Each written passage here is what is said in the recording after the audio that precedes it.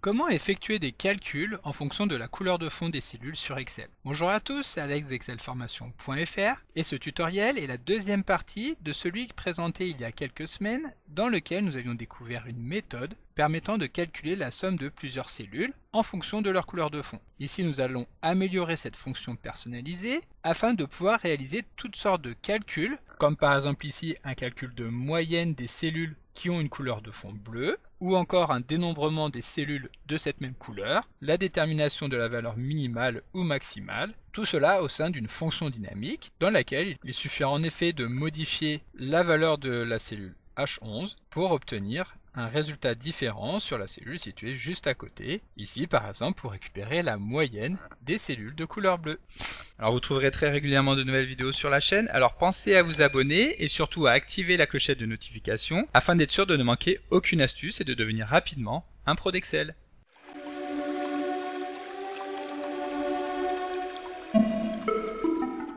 Comme d'habitude, si vous voulez être sûr de bien comprendre tout ce que nous allons voir dans le cadre de cette vidéo, vous pouvez télécharger le support de ce tutoriel ainsi que son corrigé en suivant le lien disponible dans la description de la vidéo, ce qui vous permettra de réaliser les opérations en même temps que moi pour bien comprendre tout ce que nous allons voir dans cette vidéo. Alors comme nous venons de le voir dans l'introduction de cette vidéo, nous allons repartir du tutoriel que nous avions mis en place il y a quelques semaines, lequel nous avait en effet permis de construire une formule capable de réaliser une somme de cellules en fonction de leur couleur de fond. Donc ici nous avons une cellule dans laquelle nous avons utilisé donc la fonction somme6couleurs avec pour paramètre la plage des cellules B7 à F22. Il suffit alors de modifier la couleur de fond de cette cellule, que nous pouvons par exemple passer du rouge au noir, afin de constater que le résultat va être modifié, afin d'effectuer la somme de toutes les cellules de cette plage pour lesquelles le fond est de couleur noire. Et aujourd'hui, nous allons aller un petit peu plus loin dans l'élaboration de cette formule afin de pouvoir réaliser toutes sortes de calculs sur le même principe. Nous verrons ainsi comment compter le nombre de cellules qui ont la même couleur de fond, comment déterminer la valeur maximale, la valeur minimale, etc.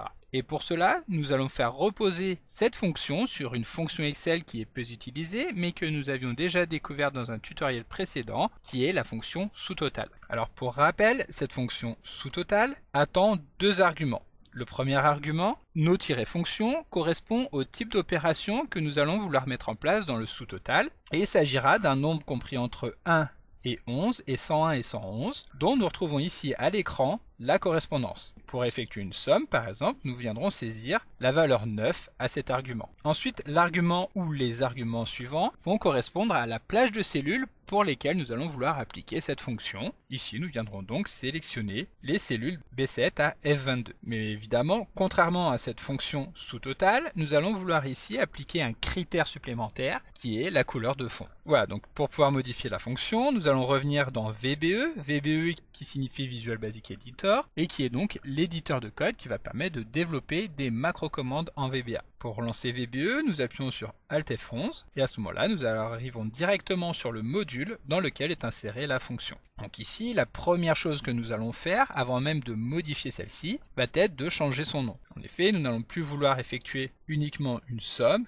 mais toute une série de calculs. Nous allons donc l'appeler sous-total 6couleurs. Ensuite, donc, nous allons copier ce nom afin de le modifier ici lorsque nous affectons une valeur à la fonction. Ensuite, nous allons modifier la manière dont fonctionne cette fonction, étant donné, si vous vous rappelez bien, que ici nous avions mis en place une boucle for each qui permettait de passer en revue toutes les cellules de la plage des cellules afin de récupérer la valeur des cellules pour laquelle la couleur de fond correspondait à la couleur de fond de la cellule appelante. Et ici, plutôt que de modifier directement la valeur, nous allons vouloir générer une plage des cellules que nous viendrons ensuite intégrer en tant qu'argument de la fonction sous-total. Pour cela, nous allons donc modifier ici cette variable totale dont nous n'allons plus avoir besoin. À la place, nous voudrons générer une variable plage qui permettra donc d'enregistrer une plage de cellules et que nous allons donc typer en tant que range. Et donc ensuite, nous allons en arriver à la seule véritable difficulté de ce tutoriel qui va être d'alimenter cette variable plage en y intégrant toutes les cellules qui vont correspondre aux critères de la couleur de fond. Pour cela, nous allons pouvoir utiliser la fonction VBA Union qui permet, comme nous l'avons déjà vu dans un tutoriel précédent dont vous retrouverez le lien dans la description de la vidéo, de combiner deux plages de cellules pour n'en former qu'une seule. Nous allons donc nous placer à l'intérieur de la boucle Et ici, donc, nous allons modifier cette ligne, qui n'est plus ici d'actualité, étant donné que la variable totale a été supprimée. À la place, nous allons définir que la variable plage va être égale à elle-même, à laquelle nous allons ajouter la variable cellule, en sachant que lorsque nous en arrivons sur cette ligne, alors nous avons déjà effectué le test, et nous savons que la variable cellule répond effectivement aux critères de la couleur de fond. Et donc ici, plage est égal à l'union de plage et de cellules. Alors ici, nous allons devoir être vigilants sur deux points essentiels. Tout d'abord, étant donné que nous manipulons un objet et non plus une simple variable, nous devons utiliser le mot-clé set comme nous l'avons utilisé ici, afin de pouvoir redéfinir l'objet plage. Ensuite, il faut savoir que pour utiliser la fonction union comme nous l'avons fait ici, il est nécessaire que les deux plages de cellules contiennent au moins une cellule, sous peine de générer une erreur. Nous allons donc devoir effectuer un test avant de pouvoir utiliser cette fonction union pour la première fois, étant donné que à ce moment-là, nous n'aurons rien défini en tant que plage et donc celle-ci sera égale à rien du tout. Donc nous allons nous placer un cran au-dessus afin de pouvoir utiliser une instruction if qui permet d'effectuer un test et nous allons regarder si plage est vide et donc dans ce cas-là elle sera égale à nothing. Cela voudra donc dire que c'est la première fois que nous allons intervenir sur plage et donc à ce moment-là nous pouvons définir que celui-ci est tout simplement égal à cellule. En revanche, pour les passages suivants, nous pourrons utiliser la fonction union comme nous l'avons utilisé ici et ensuite nous pourrons fermer le if avec un endif. Voilà, donc maintenant que nous disposons de la plage des cellules pour lesquelles nous souhaitons réaliser le calcul, il va nous rester à l'utiliser en tant que paramètre de la fonction sous-totale. Attention, évidemment cette fonction sous-totale est une fonction Excel, et ici nous sommes en VBA. Mais pas de problème, pour utiliser une fonction Excel dans VBA, il suffit de l'appeler en tant que sous-objet de application.worksheetFunction, en utilisant évidemment le langage VBA, c'est-à-dire le langage anglais. Donc ici, plutôt que de retourner la valeur totale qui n'existe plus, nous allons appeler cette fonction sous-totale, donc application.worksheetFunction.subtotal. Tout comme la fonction sous-totale que nous avons utilisée tout à l'heure, nous allons commencer par définir le type de calcul que nous voulons effectuer. Ici, pour cet exemple, nous allons effectuer une somme. Nous allons donc donner la valeur 9 au premier argument. Et ensuite, dans le deuxième argument, nous allons pouvoir venir saisir la plage des cellules que nous voulons intégrer dans ce calcul, que nous allons retrouver, évidemment, avec la variable plage. Cela étant fait, nous pouvons fermer la parenthèse, et notre fonction sous-totale 6 couleurs est maintenant terminée. Donc nous revenons dans la feuille de calcul, nous allons modifier ici la fonction utilisée. Ce n'est plus la fonction somme 6 couleurs, mais sous-totale 6 couleurs, toujours pour la plage des cellules B7 à F22. Nous fermons la parenthèse et nous validons, et bien entendu le résultat retourné ici sera exactement le même, étant donné que nous effectuons encore une somme. Nous en arrivons donc à l'étape suivante qui va permettre de choisir la fonction à utiliser. Pour cela, nous allons revenir dans notre fonction et nous allons ajouter un argument à la suite donc de la plage des cellules à intégrer dans le calcul, que nous allons appeler tout simplement function et que nous allons typer en tant que integer. Et c'est justement cet argument fonction que nous allons insérer ici dans notre fonction sous-totale. Donc fonction. De cette manière, si nous revenons une fois encore dans la feuille de calcul et que nous voulons déterminer quelle est la valeur maximale donc des cellules ayant un fond noir, nous allons utiliser la valeur 4 pour cet argument. Si nous validons, Excel nous retourne la valeur 965,23 qui est effectivement, comme nous pouvons le voir ici, la valeur maximale de toutes les cellules de notre plage pour lesquelles le fond est de couleur noire. Par contre, l'inconvénient de ce fonctionnement, c'est que cela suppose que l'utilisateur connaisse tous les codes par cœur, sachant que contrairement à la fonction sous-totale que nous avons utilisée tout à l'heure, il n'est pas possible d'avoir ici un rappel des valeurs de cet argument. Pour simplifier la rédaction de la fonction, nous préférons donc que celui-ci saisisse directement le nom de la fonction plutôt que le numéro qui correspond. Pour cela, nous allons revenir dans notre fonction, nous allons modifier le type que nous voulons lui attribuer, ce ne sera plus un nombre entier, mais maintenant une chaîne de caractères.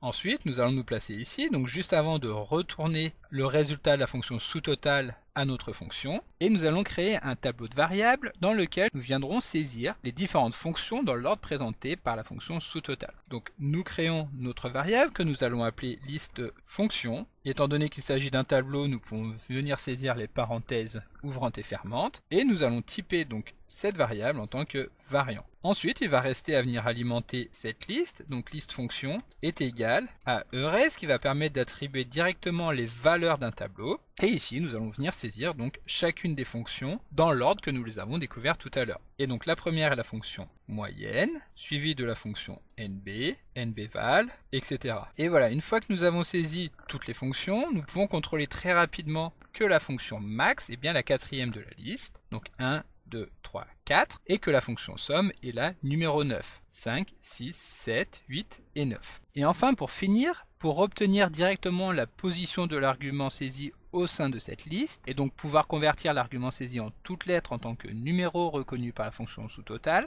nous pouvons utiliser la méthode worksheetFunction.match, ce qui permettra donc d'obtenir, comme nous venons de le voir, la position d'un élément au sein d'une liste. Donc nous nous plaçons ici, afin de remplacer ici l'argument fonction, nous appelons cette méthode worksheetFunction.match. Puis à l'intérieur de celle-ci, nous venons saisir la valeur que nous allons vouloir identifier, donc retourner avec l'argument fonction, et enfin la liste dans laquelle se trouve l'ensemble des arguments, donc list function. Pour finir, nous allons utiliser le troisième argument qui va permettre de définir que nous voulons effectuer une recherche exacte en venant saisir la valeur false. Nous fermons la parenthèse. Et maintenant, notre fonction est terminée. Nous pouvons revenir sur la feuille de calcul. Afin de modifier ici l'argument que nous avons, nous allons saisir par exemple la fonction NB et valider afin qu'Excel nous informe qu'il y a 23 cellules pour lesquelles la couleur de fond est noire. Si nous voulons obtenir la valeur moyenne, nous allons évidemment saisir la fonction moyenne entre guillemets. Donc comme d'habitude, vous pouvez télécharger le support de ce cours en suivant le lien que vous trouverez dans la description de la vidéo. Si la vidéo vous a plu, n'oubliez pas de la liker et de la partager à vos collègues et amis sur l'ensemble de vos réseaux sociaux. Et vous pouvez également me laisser vos impressions dans l'espace des commentaires, je lirai chacun d'entre eux et y répondrai avec plaisir. Évidemment, si ce n'est pas encore fait, abonnez-vous à la chaîne pour ne manquer aucune astuce. C'est également très important pour m'aider à gagner en visibilité afin de pouvoir développer la chaîne et continuer de vous proposer des tas de nouvelles vidéos. Merci d'avoir suivi cette vidéo et à très bientôt pour un prochain tuto.